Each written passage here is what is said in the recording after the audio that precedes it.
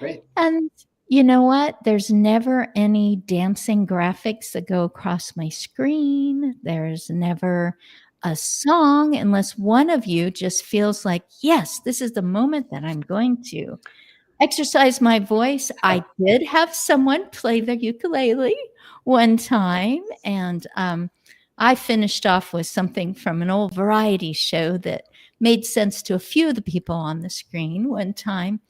But rather than all the advertising, I just like to go, you're here. I express too many moments of how excited that I am that I get to meet you screen to screen. But somewhere during this time, maybe at minute 20, I forget that we are separated geographically.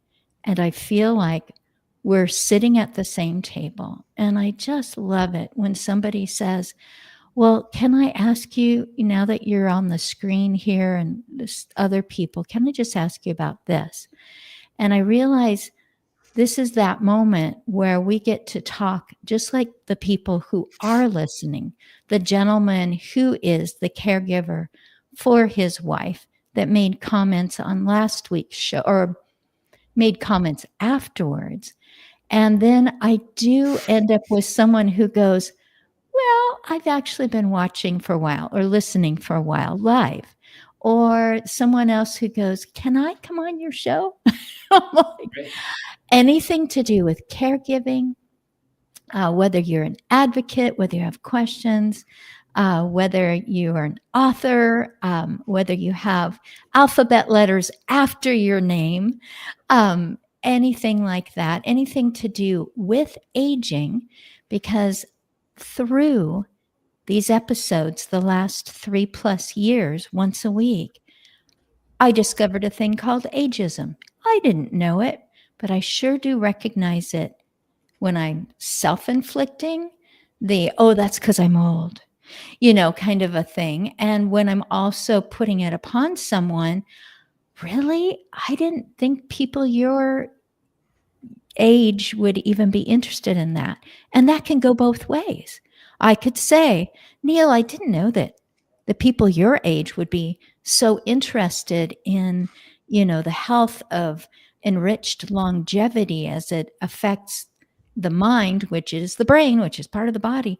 I didn't know that you would be as interested. Or I could say, Hari, I didn't know that people who look to be from the demographic that you probably are, that you would find value there. And so I'm just learning how to recognize it in myself. And sometimes I get really reactive. So there goes the jabber time. We're 3 minutes in. And, I am going to play favorites. I heard from on LinkedIn. Yay for LinkedIn, because that's how I have gotten to know Neil all this time. And then he posts about you. And so I'm going to play favorites and say that I heard back from you first. So I would love for you to say, well, I guess explain, why did I invite you and why did you say yes to come on to aspects of aging? So, obviously, I'm very honored to get the opportunity to go on the news and be able to share my journey as a caregiver. And I basically met Neil in my first time meeting Neil was a podcast, I think around like June. And I started working as a caregiver in like in the April time. And I had a lot of meaningful experiences, and I really enjoyed taking care of the grandma that I took care for. And during this time, like both my grandparents are in India. So being able to spend time with another set of grandparents here and just being there as like a companion for them. I really want to spread this opportunity to more college students in the Dallas area. So that's why I reached out to Carriaya, like Desiree. She's one of the directors at Carriaya, her, and I got introduced to Neil and Nirvana and like a lot of the people on their team. And that's basically how I met Neil and how I got to know him. And then due to that outreach effort, I got the opportunity to go on the news, which is why you reached out to me. And, I love coming on. I love talking about my journey because I feel like, you know, providing companionship for the elderly, it's something a lot of people overlook. And I feel like the impact that, just going there, just talking to the elderly, just keeping, companionship for them, it can have a huge impact. And feel like a lot of people don't really think about it. So just coming on platforms, sharing that message, Yeah. just spreading the message, uh, something I truly enjoy. Platforms are always elevated. I have been in theaters, and there certainly are theaters around the world where all the seating is up above and all the action is down below. But when you say platform, you think of someone being placed in a position where more people can see them, see their face, but see what they're doing, see their passion, see what they're doing with their hands or who they're pointing to. And you reached out to Karyaya? I reached You out to yourself. Yeah, yeah. I reached out to Desiree because I saw UT Austin had a club for Carriaya, so I thought, why not start one here? Why not expand the message? Because I feel like a lot of people here don't really know about Carriaya, and I feel like what Neil was doing is a great thing. I feel like he truly does it for the benefit of the people, and so I wanted to spread his message here. So which is why I reached out, and it ended up working out. So Wow, I love this. Spread his message. Because Neil doesn't strike me as a person saying, and if you buy this now, wait, there's more. Get 3 of them and your life will be better. So long. Neil doesn't seem to stop at some point and go, there, I have done the right thing for mankind and I'm finished. He has a message to send. Neil, that just sounds like a really nice open door for you. So, University of Texas, Dallas student becomes aware of University Texas, Austin having a club. So when Hari goes clubbing, he contacts Desiree and says, I want more of this and I want more to come in with me. So, Neil, go ahead and talk about, you must have found a platform to get a university student. And I say it that way because I think he's got a stack of books or Chromebooks or a virtual stack of things that he could be doing that's just right there where he can walk to it, not spend too much gas to get to it, etc. But he's reaching outward as far as he needs to find Desiree, to find you. Go with it, Neil. Yeah, no, thanks, Christine. I think that Hari's story is like the exact example of like what we want to like spread across the country, that, really are trying to build a grassroots movement to get thousands and now tens of thousands of young people and hopefully one day millions of young people across the country to care for our aging population. I think that was like the whole like genesis of starting the Care App program was like realization that aging, caregiving are things that many of us are going to experience, as both receivers and providers, within our family. And, I've experienced that myself at a fairly young age. And I think it's something that our society doesn't talk enough about, doesn't spend enough, time developing resources for, certainly doesn't have enough of a workforce to handle. So that was kind of like the start of like our movement and what we're building. But like the only way to build it successfully was that it would take form in this grassroots manner, where, students like Hari get to experience it, be inspired, and then lead the initiative locally in their community. One of the cool things about Carriaya is like we run the whole program completely for free, where families book care and then directly pay the students, for their time. So all the technology, all our team, all our resources, we initially just funded, and then over time, we got it grant funded. So the mission, if it can be achieved at scale, is to allow millions of people across America to get affordable care help to take care of their loved ones, and to allow hundreds of thousands and one day millions of students to be able to do that work in a kind of no upcharge or fees type of manner, and I think that it solves a variety of things, including, I think, first and foremost, affordability and quality of care. That it is a disaster. I think what is happening right now with our aging population and how many people need care, how expensive it is, how the, kind of like large for-profit companies are upcharging traditionally more than 100% of what they're paying the caregiver.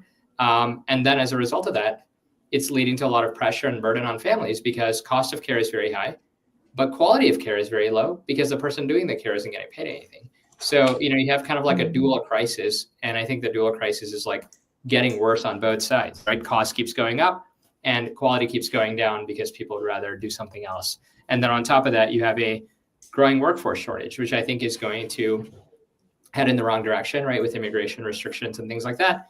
The care workforce continues to decline at a time when the need for care is skyrocketing because we have an aging population, and the baby boomers being kind of the largest cohort.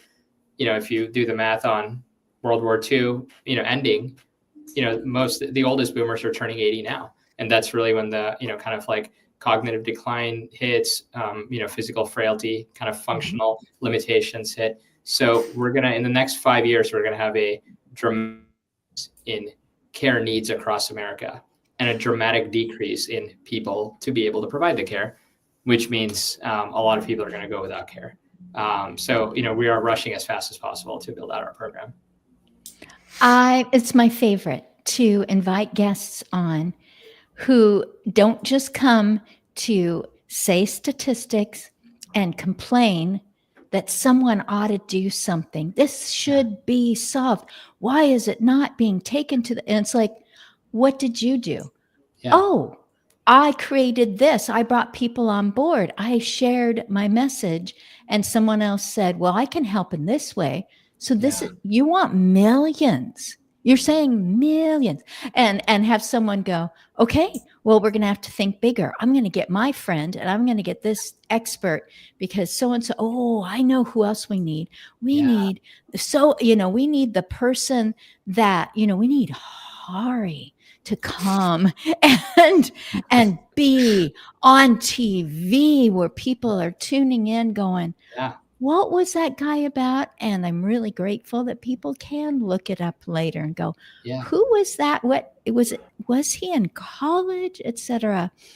Oh, boy, there's several things that come to mind. And one, Neil, as much as you would like, I think you said you were a recipient of care at relatively an early age, which we know that as you age, as you increase your number of days, there are more people around you who, for whom assistance really ups your quality of life or brings you back to a quality of life, brings you back to caring about yourself and caring about your life because someone else is telling you, I'm so glad I get to be with you today. Yeah. So Neil, do you feel like you could talk about that a bit? Sure. Yeah. Actually, sorry if I misspoke. I was a provider of care. So in my early 30s, my grandfather, went through dementia, and for several years, actually a series of health crises, one after another: dementia, kidney failure, cancer, and then end-of-life care. And for a long time, myself, as well as my mother, spent a lot of time taking care of him. I also spent a lot of time coordinating care, trying to get outside care help, and saw how difficult the journey was because it wasn't just an affordability challenge. The quality of care help was terrible. And as a result, we ended up doing it ourselves. And I think that, and it ended up resulting in my mom leaving her career to do it full time. And I think that was like, for me, it was eye-opening because I had never been through that type of experience before. And sometimes when you're younger, you're less like, more oblivious to kind of these things going on, because we don't talk about it as a society, which I think is another one of my messages is like, this stuff is not talked about enough. Therefore, it becomes a massive shock and surprise whenever somebody has to go through it. And it should be covered more in media, in daily conversations. It's just a natural part of life. But yeah, so when I went through it myself, for the first time in my early 30s, I was like, wow, this is like very difficult, that the care system is not good. And how many people are going through this in all these caregiver support groups I was in, talking to other people, how are you dealing with this? Almost everybody was struggling. And it was creating a lot of burden on the family caregivers, creating a lot of physical health toll, as well as mental health toll. And then after he passed at 35, when I was like, almost 15 years into my career, my wife became severely ill and went through years of a cancer battle. And then I was primary caregiver. And ultimately I had to leave behind my career to be her full-time caregiver. And there I realized like firsthand of just like when you can't get good care help, you end up feeling really guilty and doing it yourself. And that has like a second order toll on society, because like people like me who are in like their prime working years are just like leaving, to do something else. And I think that, thankfully, knock on wood, she finally had a successful outcome and has now been in remission for several years. So, it's a story ended, positively. And actually after that, we had our first child. So we have a happy, healthy 4-year-old baby daughter. So yeah, it's been like a remarkable yo-yo of a journey. So now I'm a caregiver in a different way. And yeah, so at that point it was like, okay, this is like something so many people are experiencing, and looking into the statistics, I think some of the stuff has been out there recently. 63 million Americans are spending more than 10 to 15 hours a week doing unpaid care for a loved one, whether it's an aging parent or a spouse with serious illness or child with disability. There are a lot of people, 1 in 5. And the social support system is just absolutely terrible. There's no support. People can't get a break. People can't find affordable help. People end up leaving careers to themselves. And I think that we need to solve that. So that was kind of like the impetus for starting Carriaya. Oh. So you clarified for me that it wasn't that you were the recipient of care, but that you were the giver of care. Yes. 2 different eras, pretty close together. I mean, yes. in your early 30s and then again in your 30s? Yeah, again in my 30s, mid-30s. Yeah. Hari, I need clarification on something. What came first for you? Contacting Desiree or looking for Carriaya, or was it caregiving? So initially for me, the reason the thought even came about was like during my session, the grandma I was taking care for, she told me like a student didn't come a certain day, like there wasn't anyone that could come that certain day. So I initially thought, oh, like we need more students in this area. And I know like students would be interested in doing this because, it's a great experience. You get to interact with the actual family, form actual bonds. So I reached out to Desiree for that. And then I saw the bigger issue of there being, more families in this area that need this, but they don't know about it. So then the focus became, spreading that and spreading it to more families here.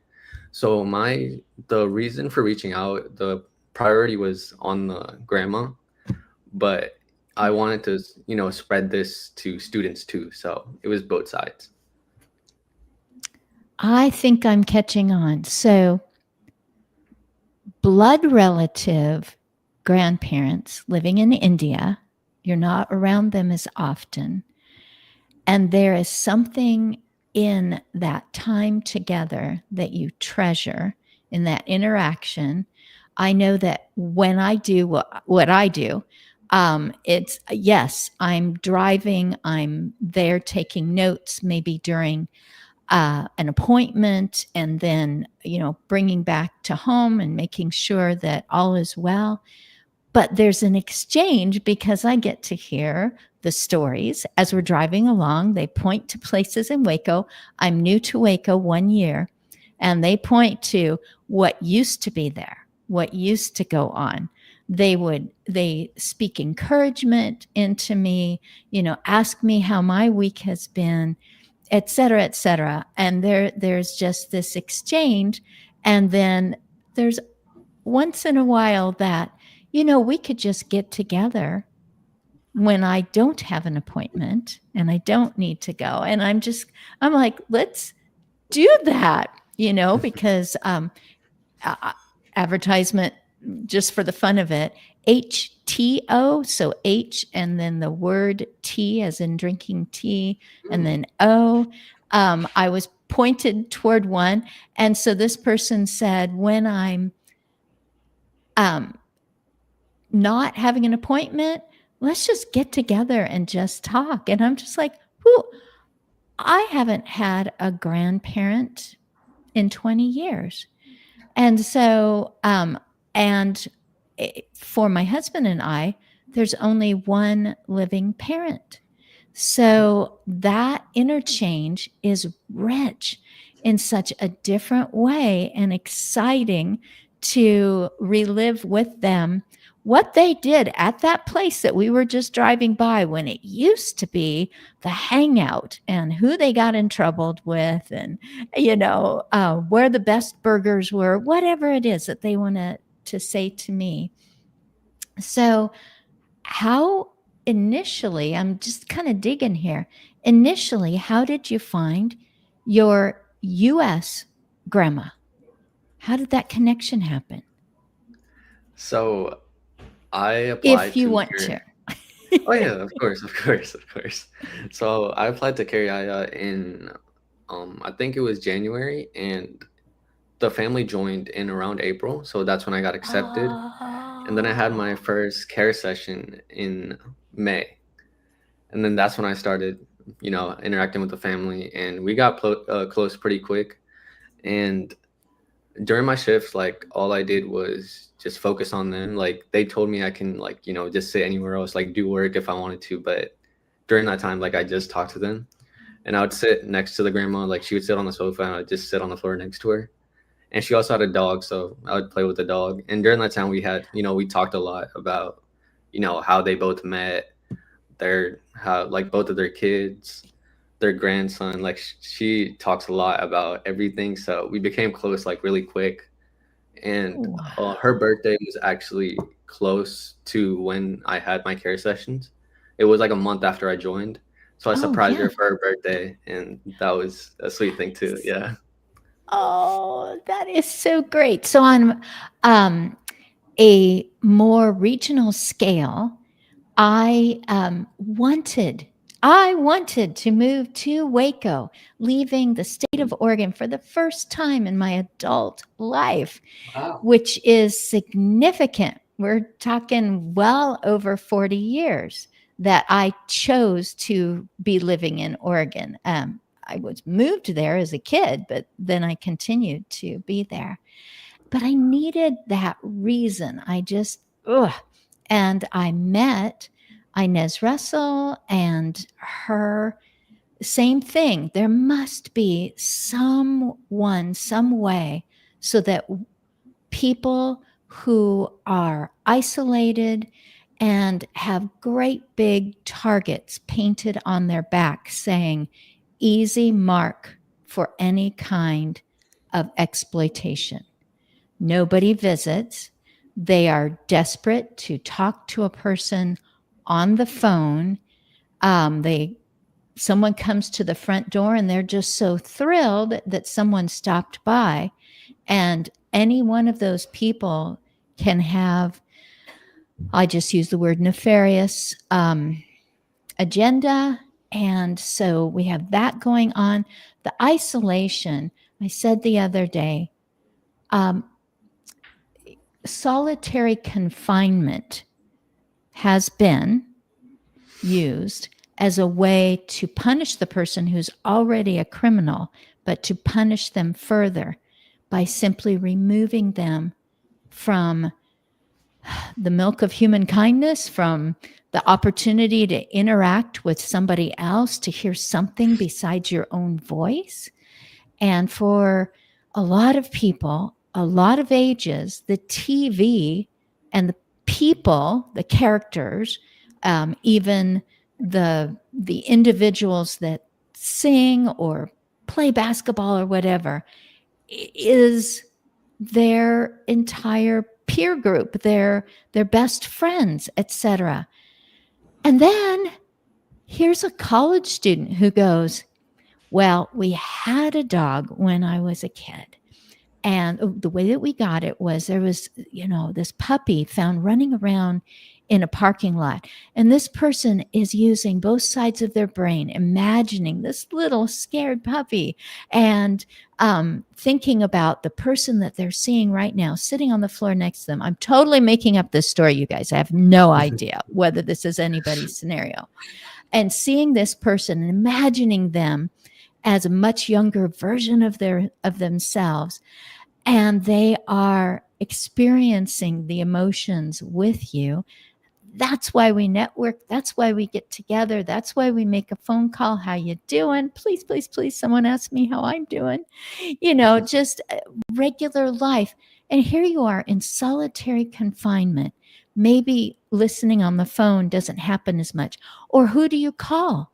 It seems like they've all gone into dementia. They've divorced your favorite daughter-in-law, divorced out of the family. You've got people at a distance there. You've got friends in dementia or who have died. There's just a whole bunch of D's. And it's like, who do I call now? Everybody's like, well, gotta go.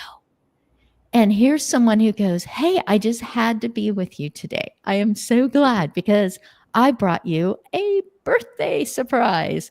And here's this person reliving their value and their contribution to your life because you sit on the floor and talk to them and play with their dog.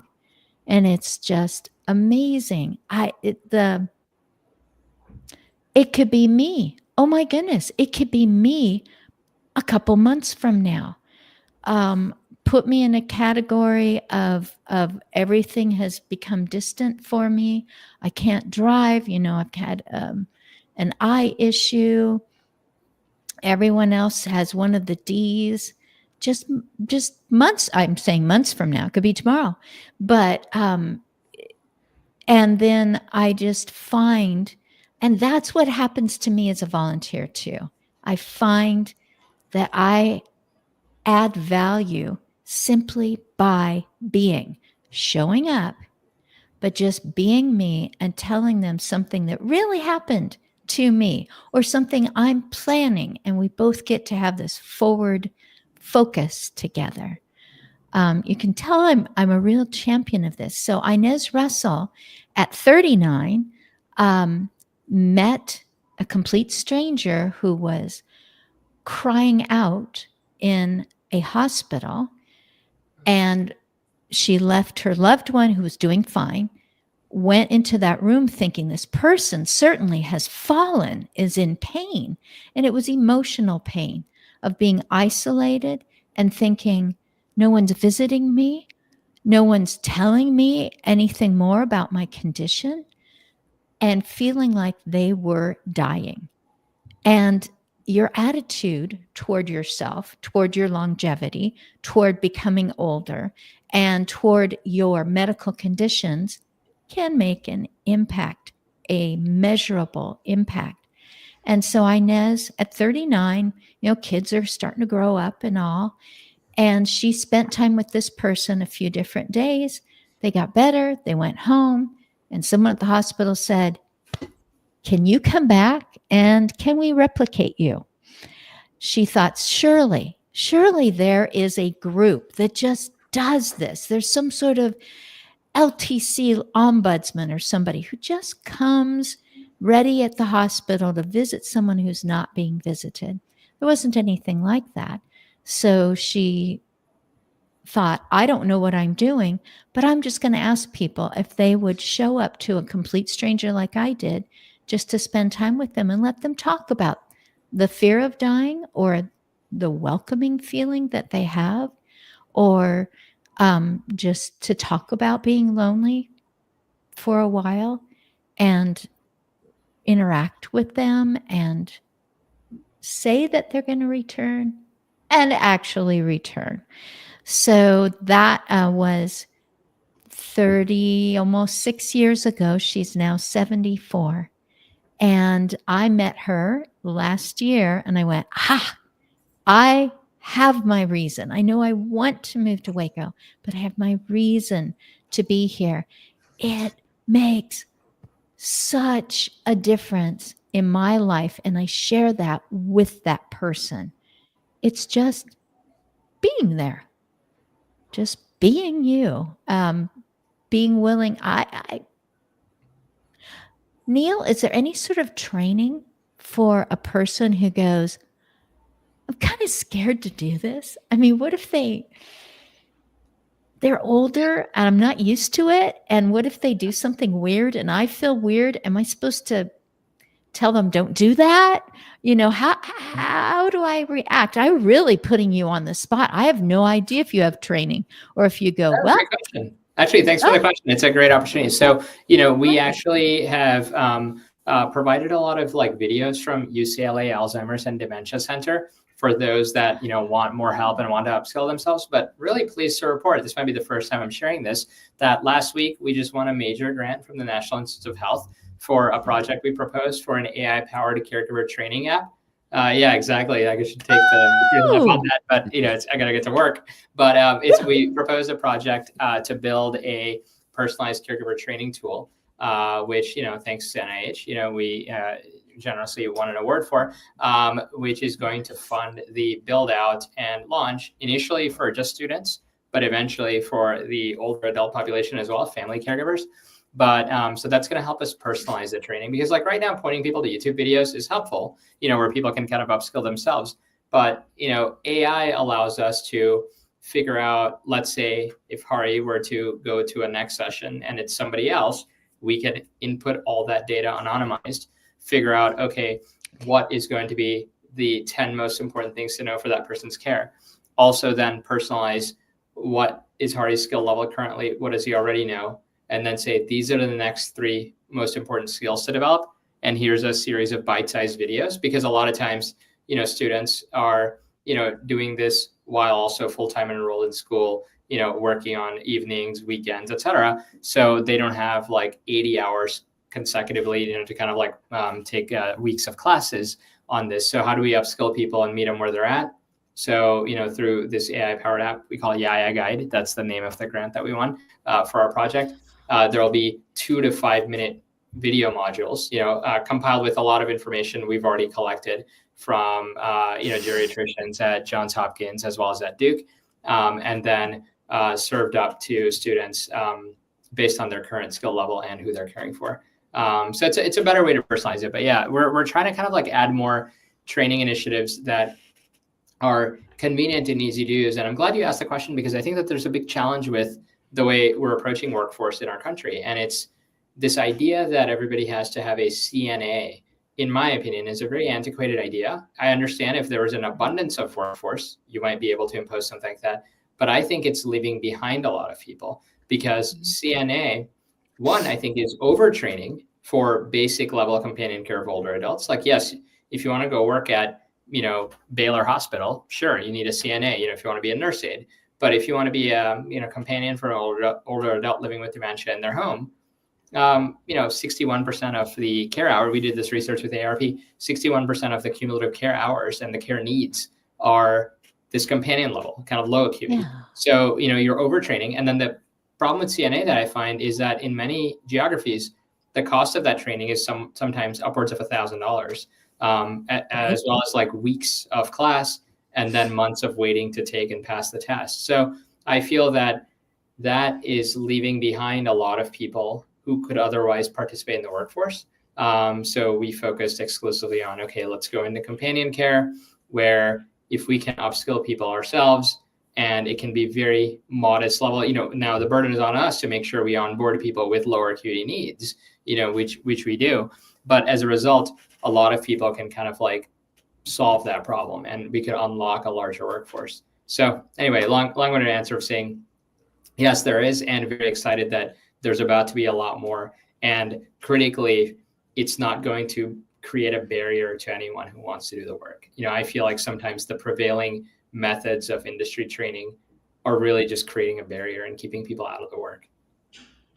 I'm going to go back to 2 sets of 3 alphabet letters. Sounds like you said NIH. Yes. So National Institute of Health? Yes. Or for health? Of. Of. Yeah. And so I didn't know that they give grants. So I'm glad that someone on your staff or somebody there at Care Yaya discovered that, because Yeah, it hasn't come up on my innovation grants. episodes. It's actually a pretty cool program. It's called the Small Business Innovation Research Program.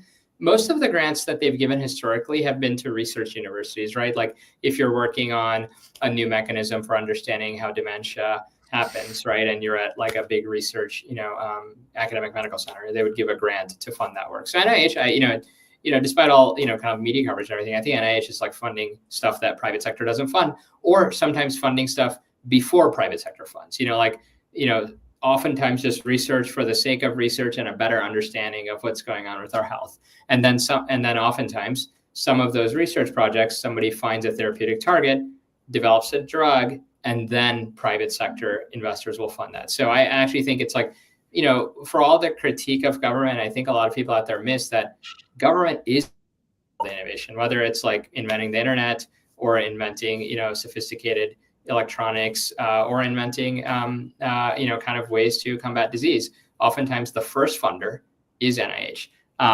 So yeah, that's, small business innovation research. So recently, so NIH also funds private sector work, kind of like what we proposed here, which is not just research for the sake of research, but innovation research for the sake of bringing products to market. So in this case, this SBIR program, which, I love the program, is a program where usually startups will propose ideas that are almost translational research, which is like, okay, I want to study this way of training people to do better care for dementia, but I don't just want to study it in terms of write a research paper and publish it in a journal.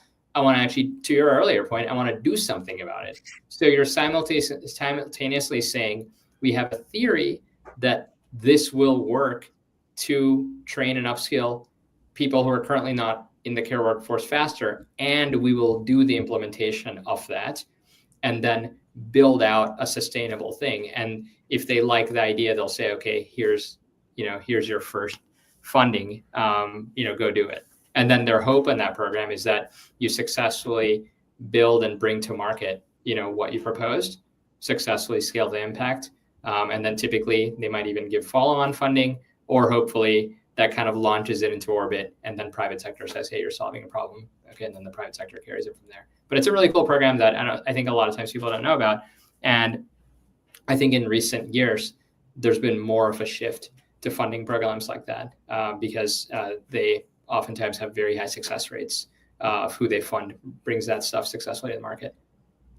So the answer is yes. Care Yaya gives you training, answers questions, doesn't look at you and say, what do you mean you don't know if you're going to feel comfortable being a companion? It's like people don't feel comfortable being a companion for the first time. Here's 5 things that you can do to approach that. Here's 5 different ways that you can speak to something that's being talked about that you're thinking, oh my goodness, they're starting to tell me things I don't think I'm supposed to hear, or, so here's a way to get. All of these are excellent skills as life continues on. Yes. Sometimes someone like Jorge is going to also interact with Meals on Wheels coming to the door. So that's other human beings, a neighbor dropping by, grandkids showing up. Maybe someone's going to show up who does home health and is going to just keep talking, and all this is going to, it's like, oh, I forgot I have home health today. This is new, or I forgot to write it down, but you're here. And so if you don't mind, I feel really comfortable with you being here while they, work on what's been going on this side of me because of the stroke, or, whatever it is. Hari, when he said CNA, does that instantly come to your mind? You know exactly what that is? And if so, go ahead and describe it.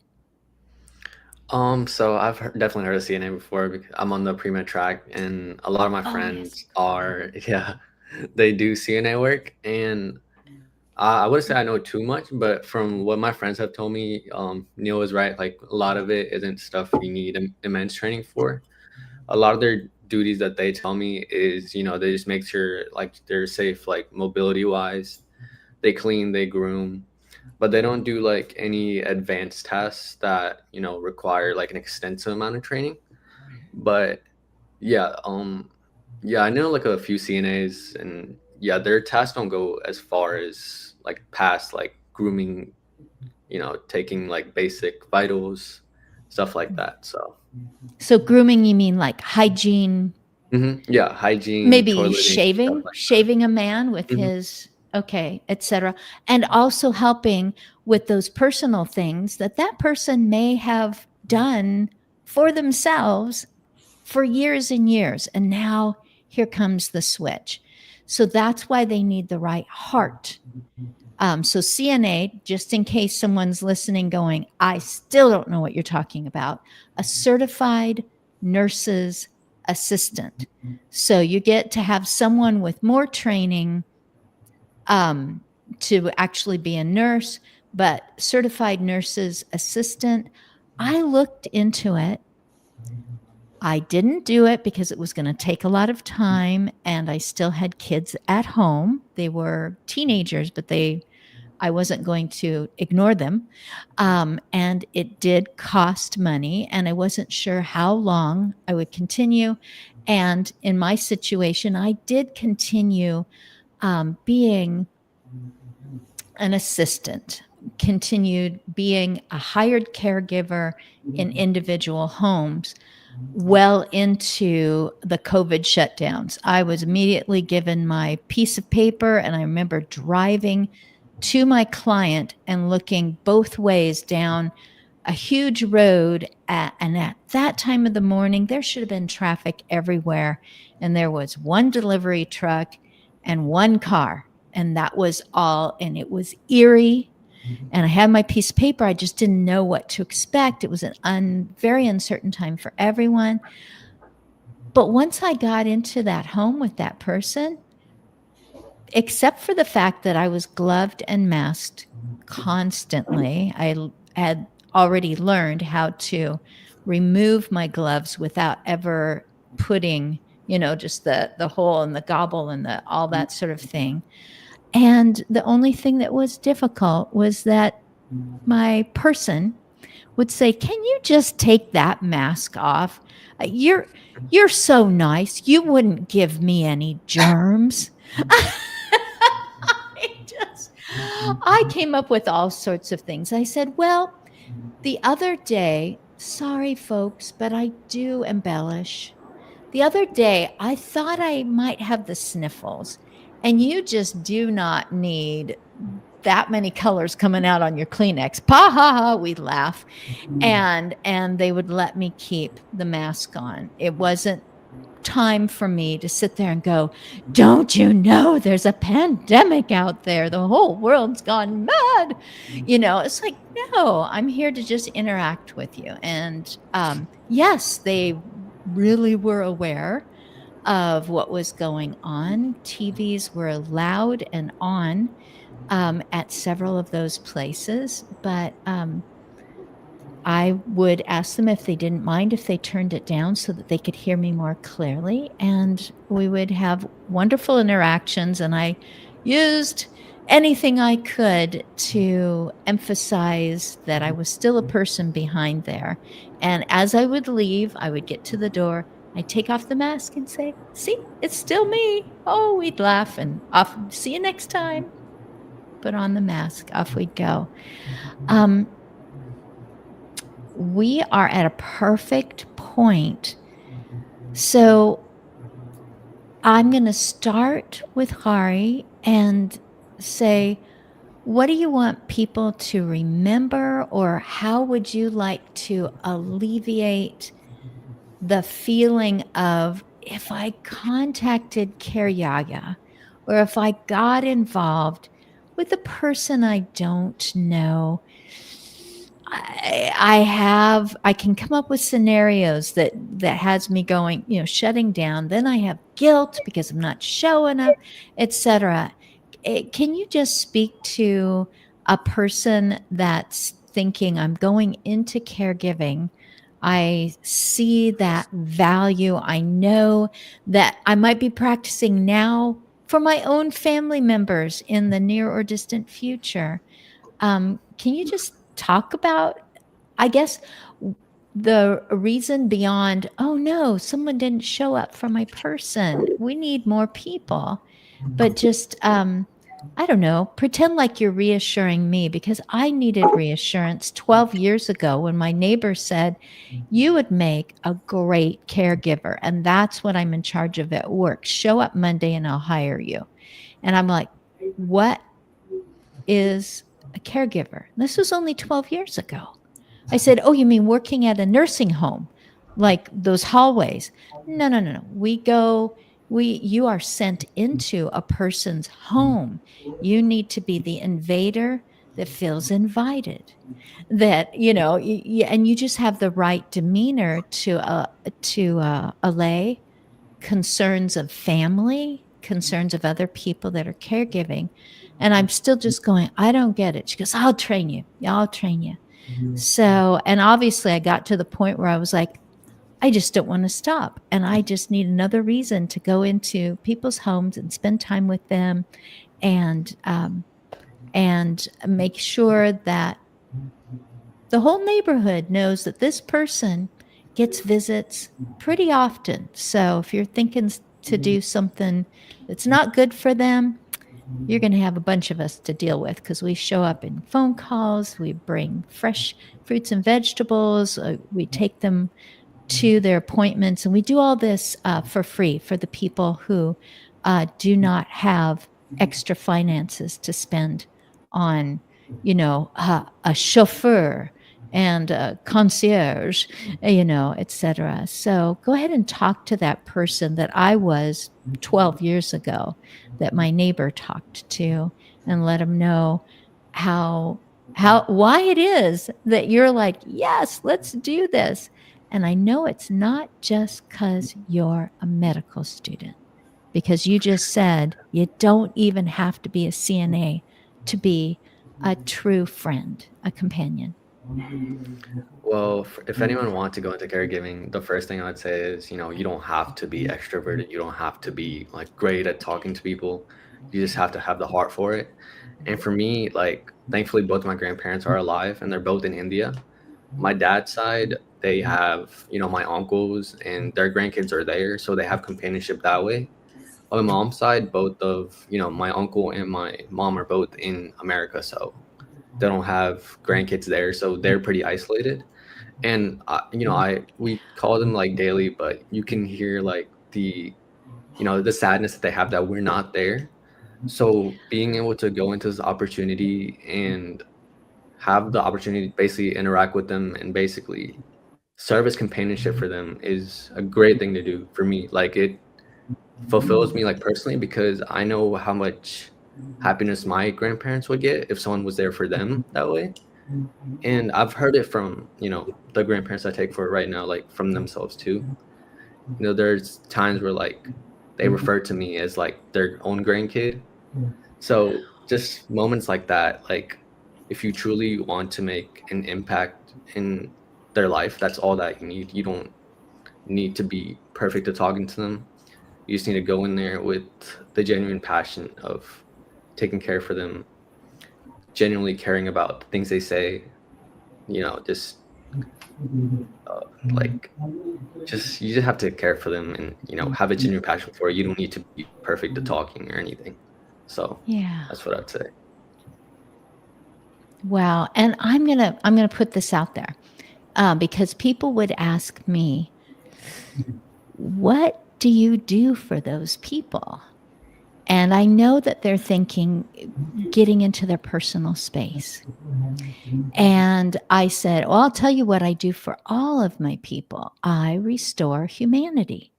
By the time they're done staying safe and participating in their own hygiene. By the time we get done, we get to go on with whatever it is that they enjoy about the day.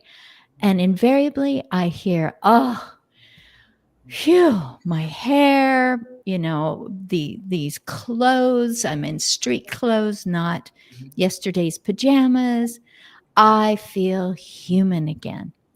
However, Karyaya, that is what a friend would do, a neighbor. It isn't the hygiene that would be maybe like a visiting angel or something. Is that correct? That you're there to be with them, not to hand them a washcloth and take care of the bathroom things. Is that correct? I think I can service multiple things for them. Like you said, friend for sure. And at this point, rather than just seeing them as a home that I go to, I generally see them as my grandparents, like my second set of grandparents. And I mentioned it in my letter too. I'm truly grateful. I obviously don't interact with my grandparents a lot. I call them, but I see them when I go to India, but I don't get daily interaction with them. Right. So to be able to go to a house and have grandparents who genuinely talk to me and tell me random stuff like my own grandparents do, it's truly a great opportunity. And so I see them as friends. I see them as generally my second set of relatives. So I guess there's a lot of things that they can see me as well. So that's my favorite. We talk about random stuff. It isn't, well, they're that age, I'm this age, so we try to find something in common. We just talk about random stuff. And Neil, I would encourage you to let people know exactly how they can get involved, because someone is going to hear this in replay in some minute or some month, and they're going to say, oh, just like a lady did, what she said was, my husband deserves gold stars for all the years that my mother has lived with us because of physical needs. But now my husband needs companionship because of a form of dementia. And I sure wish that a guy would show up and just sound like a guy and respond like a guy so they could just talk. And the great idea was, since someone is always with that husband, that she and her husband here in Waco could literally go into what we call the tool shed, which is drop off your tools you don't need anymore, and then we resell them to help fund the birthday programs and the seasonal holiday programs and a lot of other things that Friends for Life, Inez Russell's group that's been going 36 years this year. But that would be a great place to talk to guys, get a box full of things and go, this looks like it would fit on a such and such, but I'm not sure they use those anymore. Just random stuff. So I just want to make sure that people who are thinking of their loved one, or people who are going, I feel like I could fit into that category with someone, that I could be a person who shows up and remembers what happened last time, or the dog responds going, oh, it's you again, and just what that does for a person on the inside, and comes out in their physical health and their mental health. So go ahead, Neil, you can sign us or finish us out today. Sure. Yeah. I mean, we'd love for more people to get involved. We're trying to build a movement across the country that now already engages over 50,000 people, in over 20 states. So yeah, if you need help and you need kind of someone to come by and spend time with you or your loved one, check out our site, reach out to us, like Karyaya.org. or you can, send me a message on LinkedIn. You have Hari's LinkedIn, and then, obviously we're all available. You can email support@carryi.org. And somebody on our team will typically get back to you within a few hours. And then also, if there's any people that are interested in kind of providing care and companionship to people, same thing, come to the site. You can sign up. We've grown pretty fast. It's all grassroots. I'm trying to think, the biggest states we're in now are, our home base is North Carolina, but we're all over Texas now, parts of California, Georgia, Florida, New York, Massachusetts, and then starting to expand in the Midwest, to Michigan, Ohio. And then I'm probably forgetting a few things. We're not in Oregon yet, but we are in Washington, at Seattle. And then Colorado. It's kind of growing pretty nicely and very grassroots and bottom up. Making a positive impact. And then we're also doing a lot of innovations on the side, what type of technology can we build to improve lives of older adults, as well as empower more people to be better caregivers. So I mentioned kind of the caregiver training program. That's a thing we've just won that grant on. We're also developing a lot of voice AI tools. One interesting project that we're doing right now is auto voice calls to check in on people who might be at risk of loneliness and isolation, just to kind of see how they're doing. And voice AI allows you the power to reach people across the country, including people who don't have a lot of technology. You can use AI on your end, but make phone calls to landlines, so that way you can kind of check in and then escalate. We've also developed a bunch of AI tools to help people navigate health insurance denials. That's been kind of a big challenge we see with a lot of older adults, especially people who are on Medicare Advantage plans, are experiencing very high rates of medications and essential treatments that they need being denied, and that's putting a lot of burden on family caregivers. So we built a suite of free AI tools to help people rapidly navigate appeals, almost what we call one-clicking appeals. We just won a big grant from University of Pennsylvania that's funded on aging to accelerate that work. So we're hoping to help a couple 100,000 older adults over the next year on that. We're doing a lot of cool ancillary things to just kind of improve the care experience, and just relieve the pressure on family caregivers. We think that's one of the biggest unmet needs of our time. Wow. A person could sign up for Care Yaya, who they themselves at any age feels lonely, is looking for an audience for the corny jokes that they have in waiting, who says, if I could just meet one fascinating person, I could actually get my assignment done that I'm supposed to, do things anonymity, but do things for this assignment. A person who, I'm just even thinking a journalist who goes, wait a minute, if I show up for somebody once in a while, I'm actually probably going to have a story, at some point. And I can honestly say, I didn't know I needed to be a caregiver. But on my second month, it's not anniversary, but my second month anniversary, I celebrated. I was so thrilled. I've been doing this for 2 months and nothing's going to stop me, and nothing has in the last 12 years. So thank you so much, gentlemen. I'm just going to wave goodbye, and you've been amazing. And you still are. Go forth and be